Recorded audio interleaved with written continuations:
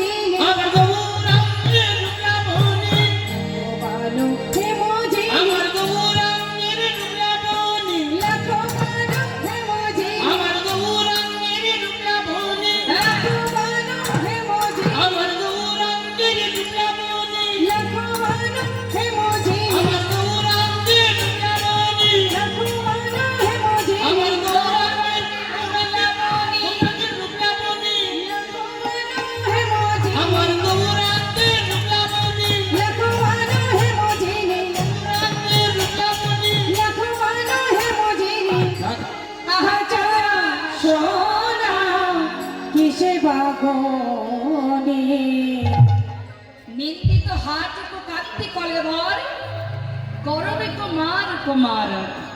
বাবা, নিন্দিত হাট মানে সোনা মা। এই জগতের সোনা, এই জগতের সোনা আর আমার গৌর সোনা কখনো কি এক করা যায়? যাই কি? হ্যাঁ কিনা বলবেন তো? কি হয়েছে আপনাদের? হ্যাঁ, ঠান্ডা লাগছে না?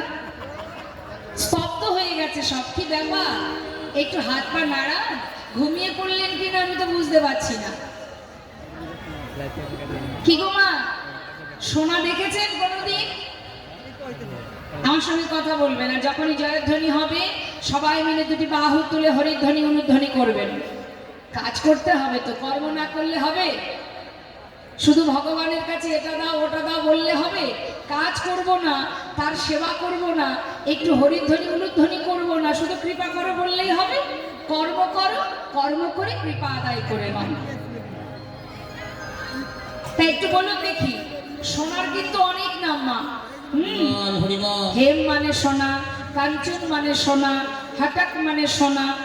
নিন্দিত হাটক কান্তি কালে এবার, অর্থাৎ বলছে নিন্দিত হাটক, নিন্দার বস্তু হয়ে গেছে সোনা। কেন হয়েছে না? যেদিন গৌর সোনাকে আমাদের ইহজগতের সোনা দেখেছে। নিতাই গৌর হরিও। এই জগতের সোনা গৌর সোনাকে দেখে ছুটতে ছুটতে চলে যাচ্ছে।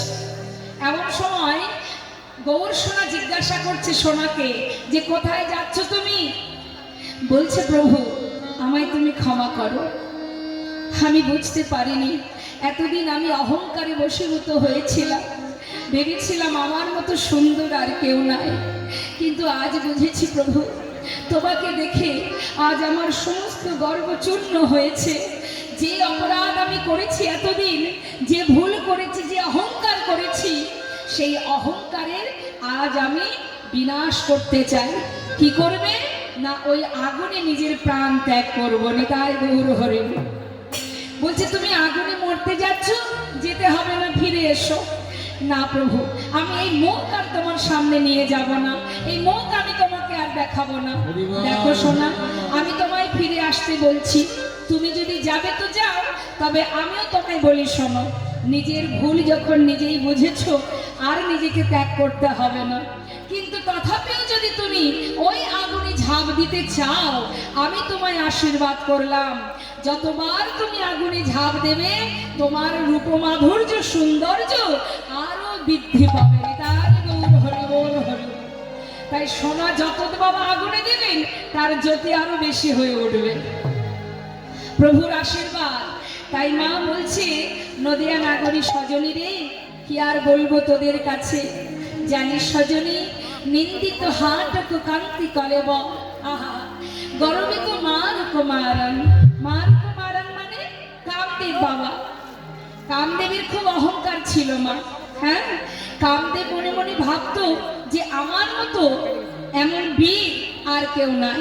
আমি আমার বান মদন মদন শোষণ স্তম্ভন আর চুম্বন, এই যে 5টি বান, এর মধ্যে শ্রেষ্ঠ বান হলো মদন বান।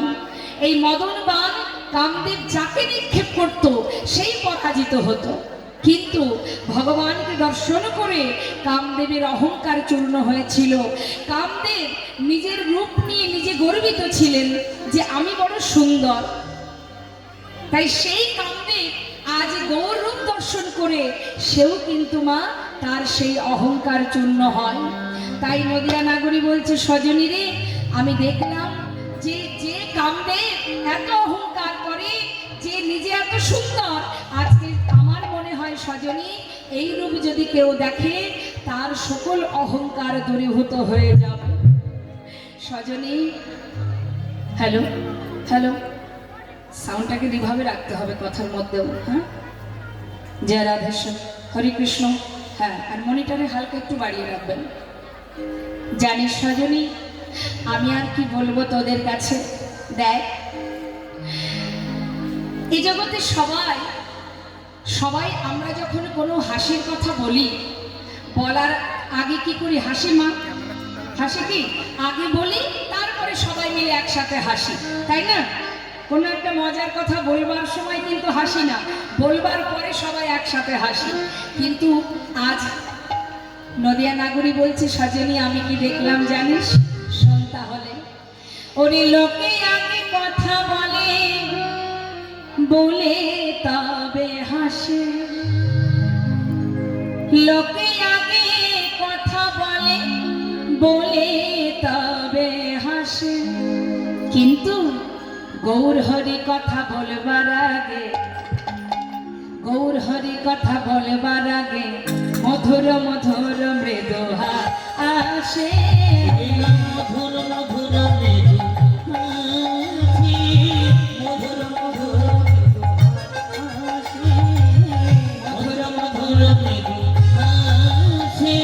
চাই রে হাসির বলে হারি, চাই রে হাসির বলে হারি, চাই রে হাসির বলে হারি, চাই রে হাসির বলে হারি। এমন প্রভু দেখি নাই রে, চাই রে হাসির বলে হারি, এমন প্রভু দেখি নাই রে, চাই রে হাসির বলে হারি।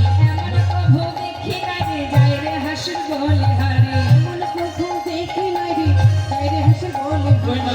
মধুর মধুর মৃদু হাসি, মধুর মধুর মৃদু হাসি। নদিয়া নাগরীর কথা কি বলবো মা? মা বিষ্ণুপ্রিয়া তিনি গিয়েছিলেন ব্রহ্ম মুহূর্তে সুরধ্বনিতে স্নান করতে। স্নান করতে গিয়ে গৌরহরির সর্ব অঙ্গটা, দেহটা ছিল সুরধ্বনি জলের নিচে, আর জলের উপরে ছিল বদন কমলটি। সেই রূপ দর্শন করে মা বিষ্ণুপ্রিয়া সেই রূপে নিজেকে সঁপে দিয়ে